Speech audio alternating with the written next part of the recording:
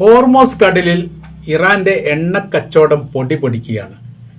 ഒരു യുദ്ധവുമായി ബന്ധപ്പെട്ട വിഷയം ഉണ്ടാകുമ്പോൾ സ്വാഭാവികപരമായ രീതിയിൽ രാജ്യത്തിന് വലിയ രീതിയിലുള്ള ഭയപ്പാടുണ്ടാവും.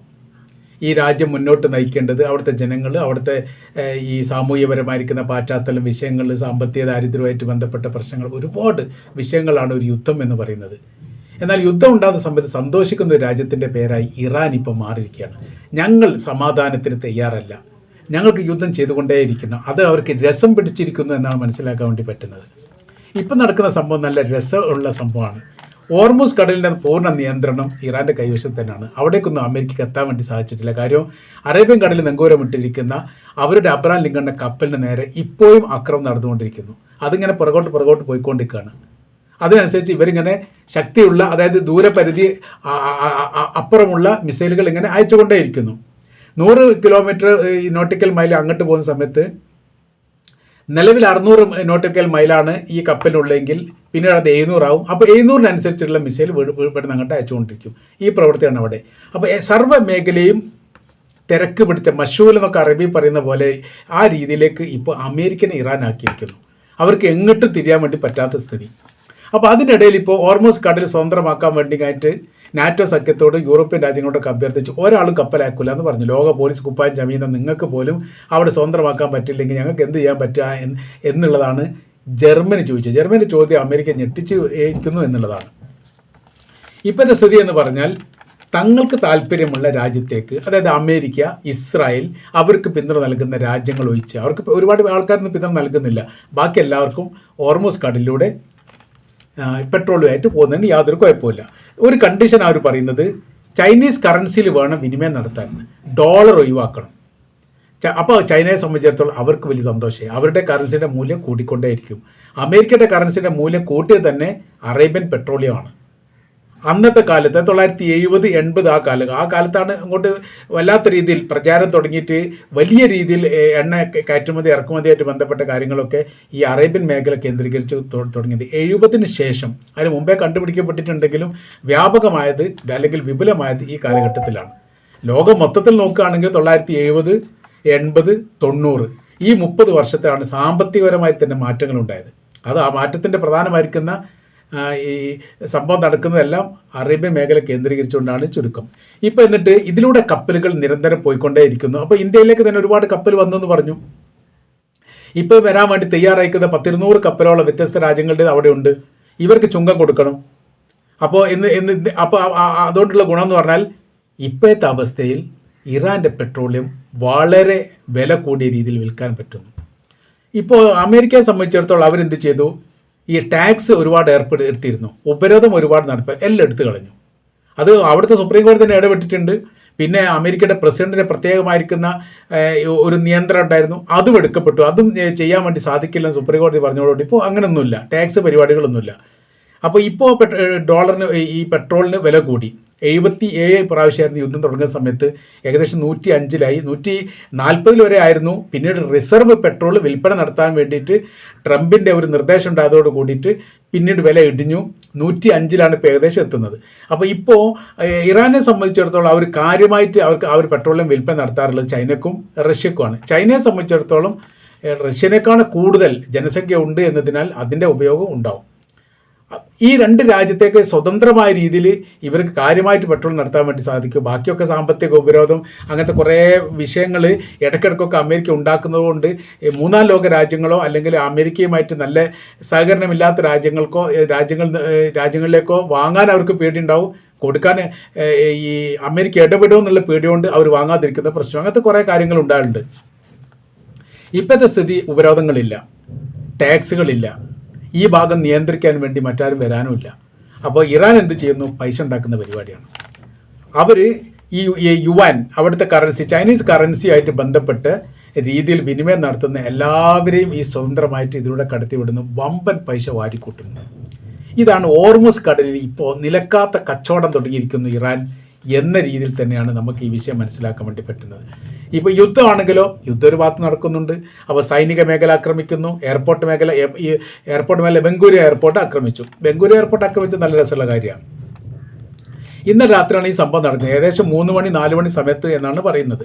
അപ്രതീക്ഷിതമായ രീതിയിൽ മിസൈലിൻ്റെ പെരുമ ഇങ്ങോട്ട് വർഷിച്ചു. ഒരുപാടെണ്ണം പ്രതിരോധിക്കാൻ വേണ്ടി സാധിച്ചു. ഡിഫൻസ് സിസ്റ്റം വെച്ചിട്ട് ഉപരോധിക്കാൻ വേണ്ടി സാധിച്ചു എന്ന് പറയുന്നു. ഈ ഉപരോധിച്ചു കൊണ്ടേയിരിക്കും അല്ലെങ്കിൽ പ്രതിരോധിച്ചു കൊണ്ടേയിരിക്കുന്നതിനിടയിൽ പിന്നീട് ശക്തമായിരിക്കുന്ന ബാലിസ്റ്റിക് മിസൈൽ ഈ എയർപോർട്ടിൽ പതിച്ചു. എയർപോർട്ട് മാത്രമല്ല, വിമാനം കത്തി. വിമാനത്തിന് 3 വിമാനങ്ങൾക്ക് കേടുപാട് എന്നാണ് അവർ പറയുന്നത്. 3 പ്രൈവറ്റ് വിമാനത്തിന് തീ പിടിച്ച വിവരം പുറത്തു വന്നു. അത്രേ വന്നിട്ടുള്ളൂ. പിന്നെ അവിടെ അങ്ങോട്ടും ഇങ്ങോട്ടും ഇസ്രായേൽ പറഞ്ഞിട്ടില്ല. തീ പിടിച്ച് പുറത്തു വരുന്നതിനെ കുറിച്ചിട്ട് അവർ പറയാനുള്ള പ്രധാനമായിരിക്കുന്ന കാര്യം അപ്പം തന്നെ സാറ്റലൈറ്റ് ചിത്രങ്ങൾ പുറത്തിറങ്ങി. അതായത് ഇപ്പം ഈ ഓരോരോ കൃത്യമായ രീതി നിരീക്ഷിച്ചുകൊണ്ട് റഷ്യ നിരീക്ഷിക്കുകയാണ്. റഷ്യ പറഞ്ഞു കൊടുക്കുകയാണ് ഇന്ന മേഖല ഇന്ന സമയത്ത് ഇന്ന രീതി ചെയ്യണമെന്ന്. അതിനനുസരിച്ച് ചെയ്യേണ്ട സംവിധാനം ഇറാൻ ഒരുക്കുകയും ചെയ്യുന്നുണ്ട്. ഖാസിം സുലൈമാനി ബാഗ്ദാദ് എയർപോർട്ടിൽ വെച്ച് കൊല്ലപ്പെട്ട വലിയ സംഭവം ഉണ്ടായിരുന്നു. ഇറാനെ സംബന്ധിച്ചിടത്തോളം അവർക്ക് ഏറ്റവും വലിയ മുറിപ്പാട് പറ്റിയതാണത്. യുദ്ധത്തിനേക്കാൾ കഠിനമായിരുന്നു. അവരുടെ രാജ്യത്തിൻ്റെ പ്രസിഡൻ്റായിട്ട് തൊട്ടടുത്ത വർഷം വരാൻ സാധ്യതയുള്ള ലിസ്റ്റിൽ സൈനിക കമാൻഡറിൻ്റെ ചീഫായിരുന്ന ഈ പറയപ്പെട്ട സുലൈമാനി ഉണ്ടായിരുന്നു. അദ്ദേഹത്തിനെ കൊലപ്പെടുത്തിയ രീതിയാണ് ഭീകരമായത്. അന്ന് അമേരിക്ക 2006 ആ കാലഘട്ടത്തിൽ അങ്ങനെയാണെന്ന് തോന്നുന്നത്. ആ കാലഘട്ടത്തിലും ഇതേ ട്രംപായിരുന്നു അമേരിക്കയുടെ പ്രസിഡന്റ്. ഖാസിം സുലൈമാനിയെ ബാഗ്ദാദിൽ വെച്ച് കൊലപ്പെടുത്തുന്നത് എനിക്ക് ലൈവായിട്ട് കാണണം എന്നായിരുന്നു ട്രംപ് പറഞ്ഞത്. അപ്പം നെറ്റിൻ്റെ സഹായത്തോടു കൂടി ഇസ്രായേലും അമേരിക്കയുടെ ആളുകളും പണി ഒപ്പിച്ചുകൊണ്ട് ഇത് ലൈവായിട്ട് കാണിച്ചു കൊടുത്തു. അദ്ദേഹം എന്താ കാണുന്ന രംഗം? കാറിലേക്ക് മിസൈൽ പതിക്കുന്നു. മിസൈൽ പതിച്ചുകൊണ്ട് കാറും അദ്ദേഹം പൊട്ടിച്ചെതറിയിട്ട് പല ഭാഗങ്ങളിലേക്കായിട്ട് ചെതറി വീഴുന്നത് കണ്ട് ആസ്വദിക്കാൻ ഒരു രാജ്യത്തിൻ്റെ പ്രസിഡന്റ് തയ്യാറാകുന്നു എന്ന് പറയുന്ന സമയത്ത് അദ്ദേഹത്തിൻ്റെ മാനസികാവസ്ഥ നമ്മൾ വല്ലാത്ത രീതിയിൽ ശ്രദ്ധിക്കേണ്ടതുണ്ട്. മനുഷ്യർ പൊട്ടിത്തെറിക്കുക, അത് യാതൊരു ശത്രുതയില്ല. ഇറാനും ഞങ്ങൾ തമ്മിൽ ശത്രുതയില്ല എന്ന് പല ഘട്ടങ്ങളിലും അമേരിക്കയുടെ ആളുകൾ തന്നെ പറഞ്ഞിട്ടുണ്ട്. അവർ നമ്മളുമായിട്ട് യുദ്ധം ചെയ്യുന്ന ഒരു സാഹചര്യങ്ങൾ ഭാവിയിൽ പോലും വരാൻ പോകുന്നില്ല. ഒരു ശത്രുതയില്ല, പിന്നെ അങ്ങനെ യുദ്ധം ചെയ്യുക? അപ്പം അങ്ങനത്തെ ഒരു രാജ്യത്തിൻ്റെ സൈനിക മേധാവി പൊട്ടിത്തെറിച്ച് പോകുന്നത് ലൈവായിട്ട് കണ്ട് ആസ്വദിക്കണം എന്നൊരു അമേരിക്കയുടെ പ്രസിഡന്റ് പറയുന്നുണ്ടെങ്കിൽ, അല്ലെങ്കിൽ ഒരു രാജ്യത്തിൻ്റെ പ്രസിഡന്റ് പറയുന്നുണ്ടെങ്കിൽ, അയാൾക്ക് ചെറിയ കുഴപ്പമൊന്നുമില്ല, വലിയ കുഴപ്പം തന്നെയാണ്. അപ്പം അവർക്ക് പറയുന്ന കാര്യം അത്രയും ക്രൂരമായിരിക്കുന്ന പ്രവൃത്തികളൊക്കെ പല ഘട്ടങ്ങളിലും അമേരിക്ക ഇറാനോട് ചെയ്തിട്ടുണ്ട് എന്ന് ചുരുക്കം. അപ്പോൾ ഇപ്പോൾ ഇറാനെ സംബന്ധിച്ചിടത്തോളം അവർ പറയും 5 കൊല്ലം കൂടി യുദ്ധം ചെയ്യാൻ ഞങ്ങളെടുത്ത് ആയുധങ്ങളും സംവിധാനങ്ങളും ഉണ്ട്, ഞങ്ങൾ യുദ്ധത്തിന് തയ്യാറാണ്. ഈ അമേരിക്കയെ സംബന്ധിച്ചിടത്തോളം ഇപ്പോൾ അറേബ്യൻ രാജ്യങ്ങൾക്ക് നേരെ അതായത് അമേരിക്കയുടെ സൈനിക ബേസ് അറേബ്യൻ രാജ്യങ്ങൾ പ്രവർത്തിക്കുന്നതിൽ നിന്നാണ് ഇറാൻ ഇപ്പോൾ അമേരിക്ക ആക്രമിച്ചു കൊണ്ടിരിക്കുന്നത് എന്നുള്ളതാണ് ഇറാൻ്റെ ആരോപണം. അതല്ലെന്ന് തെളിയിക്കാനൊന്നും സാധിച്ചിട്ടില്ല, കാരണം അത് തന്നെയാണ്. അപ്പോൾ അതിന് ആ സമയത്ത് തന്നെ തിരിച്ചടി ഇങ്ങോട്ട് അവർ കൊടുത്തുകൊണ്ടേ ഇരിക്കുന്നുണ്ട്. ഇപ്പോൾ കഴിഞ്ഞ പ്രാവശ്യം ഈ പെട്രോളിയം മേഖലയിലാണ് ഇസ്രായേൽ ആക്രമണം നടത്തിയത്. അതിന് തിരിച്ചടി ഖത്തറിലേക്ക് കൊടുത്തു, UAE കൊടുത്തു, സൗദി അറേബ്യയിലേക്ക് കൊടുത്തു. ഇതിന് മാനസികമായ രീതി വലിയ പ്രയാസം അമേരിക്ക അനുഭവിക്കുന്നു. അതിൻ്റെ കാര്യം അവരാലാണ് ഈ സംഗതികൾ ഉണ്ടാകുന്നത്. അതും അവർ പറയുന്നുണ്ട്. നിങ്ങളുടെ ഒറ്റ കാരണത്താൽ, നിങ്ങൾക്ക് സംരക്ഷണം നൽകിയതുകൊണ്ട്, അല്ലെങ്കിൽ നിങ്ങൾക്ക് ഭൂപ്രദേശം വിട്ടു നൽകിയതുകൊണ്ടാണ് ഞങ്ങൾ കൂടി ഇത് അനുഭവിക്കുന്നത്. അപ്പോൾ ഇവിടെ സുരക്ഷിതമാക്കുക എന്നുള്ളത് അമേരിക്കയുടെ കടമയാണ്. അതിന് എന്തൊക്കെ പോവൈകൾ ചെയ്യണം എന്നതിനെക്കുറിച്ച് ആലോചിക്കുകയാണ് ഈ ഭാഗത്ത്.